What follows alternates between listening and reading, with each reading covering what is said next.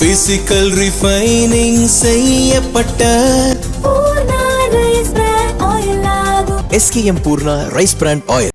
Apple நிறுவனத்தின் இந்திய வணிகம் அனைத்து பிரிவுகளிலும் துரித வளர்ச்சியை கண்டுள்ளது.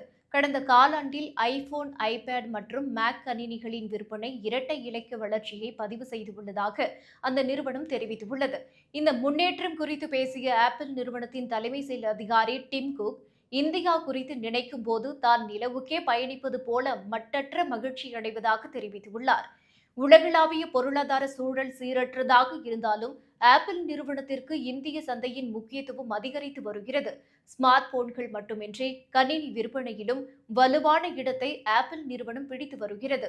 சமீபத்தில் அறிமுகப்படுத்தப்பட்ட மேக்புக் நியோ கணிசமான அளவு விற்பனையாகியுள்ளது. உலகின் இரண்டாவது பெரிய ஸ்மார்ட் போன் சந்தையாகவும் மூன்றாவது பெரிய கணினி சந்தையாகவும் இந்தியா உள்ளது.